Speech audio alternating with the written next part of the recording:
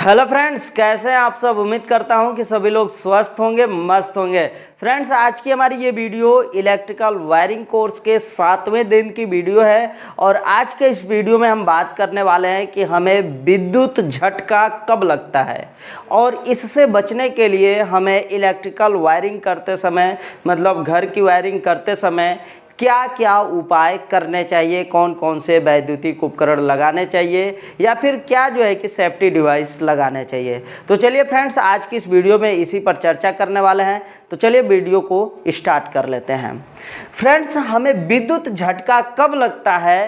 तो जब 90 वोल्ट से अधिक वोल्टेज हो जाता है, 90 वोल्ट से जब ऊपर वोल्ट होता है और यदि हम उसको टच करते हैं तब जा कर के हमें धीरे धीरे झटका का महसूस होता है। यदि आप उसको और बढ़ाते जाते हैं, जैसे 90 रहेगा थोड़ा कम झटका लगेगा, थोड़ा सा इससे अधिक बढ़ा देंगे थोड़ा और झटका लगेगा, मतलब 90 वोल्ट से अब ऊपर जाने लग जाता है वोल्टेज, उस समय हमें विद्युत झटका का एहसास होता है। और ये विद्युत झटका होता क्या है, मतलब हमारे शरीर में जब करंट फ्लो करता है तो वह क्या करता है, तो ऐसा क्या चीज होता है जिससे हमें झटका लगता है।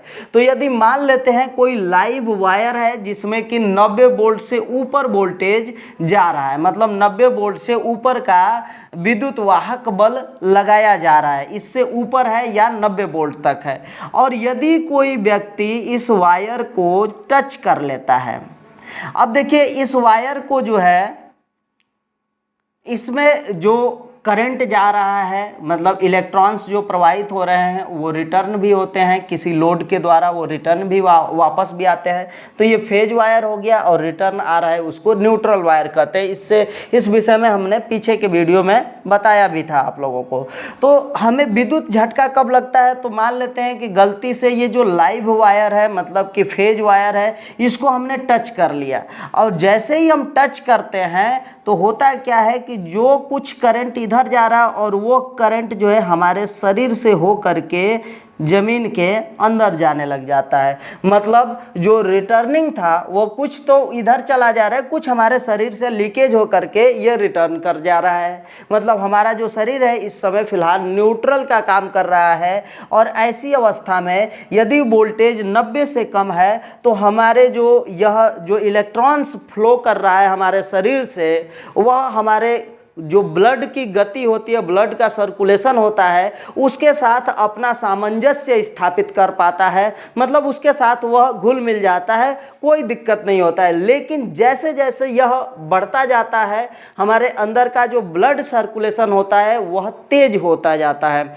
मतलब जो रक्त का रफ्तार है हमारे शरीर के अंदर वो बहुत तेज हो जाता है, और जिसके कारण जो है कि हमें एक झटका महसूस होता है। आपने अनुभव किया होगा कभी, यहाँ कोहनी जो होती है यदि किसी बेंच पर या फिर कहीं पर भी ये झटके से लग जाती है, यहाँ की जो नसें होती है या फिर कोई भी नसें यदि झटके से कहीं पर दब जाती है तो हमें एक जो इलेक्ट्रिक शॉक होता है उसी तरीके का एक झटका महसूस होता है। तो वह क्या है, हमारा ब्लड का सर्कुलेशन जो होता है जरूरत से ज़्यादा बढ़ जाता है, अचानक से बढ़ जाता है, जिसके कारण हमको एक झटका महसूस होता है। यदि यह झटका लगातार कुछ देर तक हमारे शरीर में होता रहेगा, मतलब कि हमारे शरीर के अंदर से ये जो इलेक्ट्रॉन्स है वो फ्लो करते रहेंगे और वह जो है कि बहुत तेज़ी के साथ फ्लो कर रहे हैं, मतलब यह वोल्टेज थोड़ा सा ज़्यादा है और जिसके वजह से वो बहुत तेज़ी से फ्लो कर रहे हैं। तो इससे होता क्या है कि जिन नसों के अंदर जो है कि ब्लड का सर्कुलेशन होता है, उस नसों के अंदर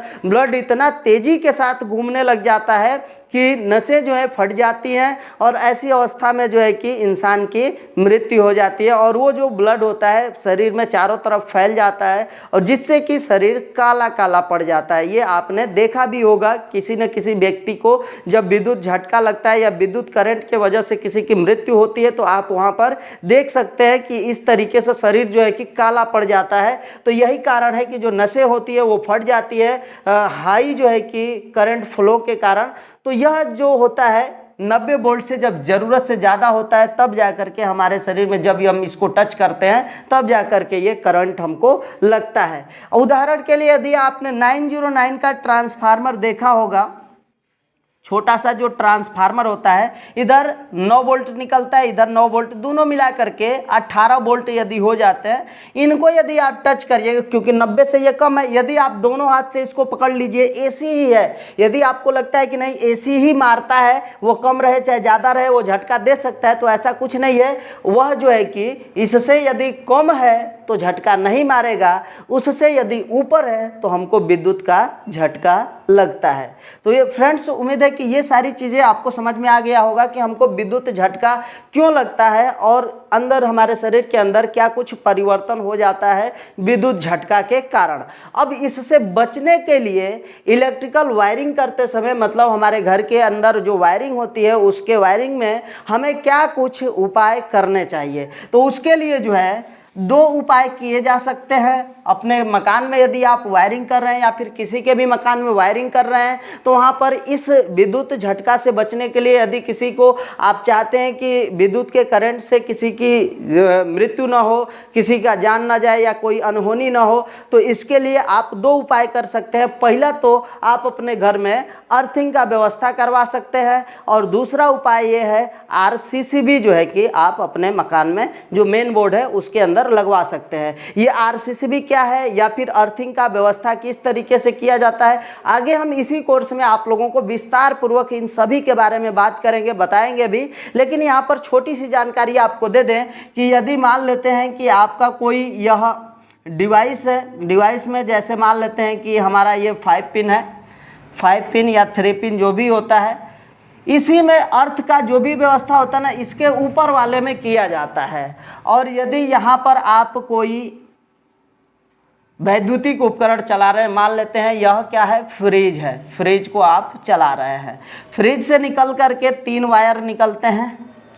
आपको पता होगा 3 वायर मतलब 3 पिन टॉप होता है जिसमें कि 3 वायर होता है, और जिनमें से जो ऊपर वाला होता है, टॉप का जो ऊपर वाला हिस्सा होता है इसमें जा करके लगता है, और जो एक लेफ्ट वाला होता है मतलब इधर वाले के साथ लग जाता है, राइट वाला राइट साइड लग जाता है।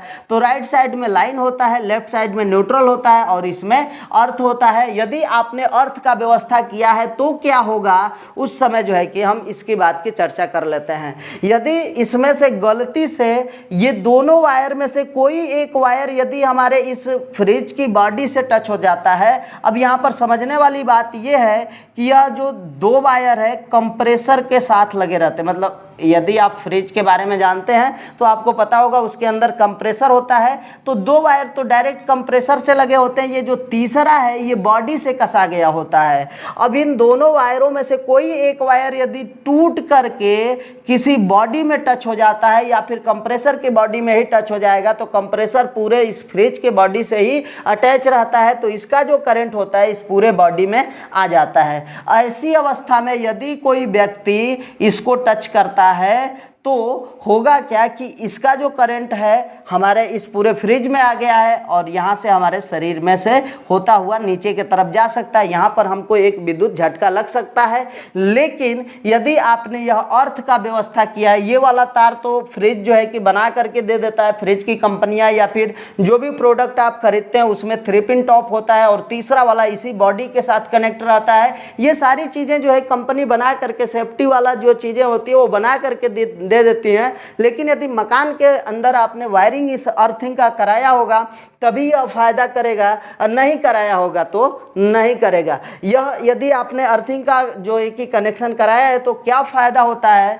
तो इसमें जो होता है जो ये करंट है हमारे शरीर से फ्लो करने वाला है, मतलब इसमें जो लीकेज करंट आ गया है, अब उसमें होता क्या है कि यह पूरे बॉडी में आ गया, और बॉडी से होकर के ये तार देख रहे हैं, तार के द्वारा यह बीच में जाएगा, बीच से ज़मीन के अंदर चला जाएगा। अब कहिएगा इधर टच किए हैं तो इधर क्यों नहीं मारेगा, मारेगा, मतलब नहीं मारेगा। क्यों नहीं मारेगा, क्योंकि यह हमारा जो शरीर है और इस तार का जो रजिस्टेंस वैल्यू दोनों का नापा जाए तो हमारे शरीर का जो रजिस्टेंस मतलब हमारे शरीर के अंदर रुका रुकावटें, विद्युत के मार्ग में जो रुकावटों का जो संख्या है बहुत ज़्यादा है, हमारे शरीर में विद्युत का रुकावट ज़्यादा हो सकता है, लेकिन उसके लिए यह रास्ता ठीक रहेगा। तो जो विद्युत होता है, जो रास्ता बढ़िया पाता है उसी को पकड़ के सीधे ज़मीन के अंदर चला जाता है और हमको जो है वह विद्युत झटका नहीं लगता है। तो उम्मीद है कि आपको यह अर्थ वाला व्यवस्था समझ में आया होगा। और ऐसे ही जो यह अर्थ गया है, यह ज़मीन के अंदर जाता है, अंदर प्लेट वगैरह बैठाया जाता है,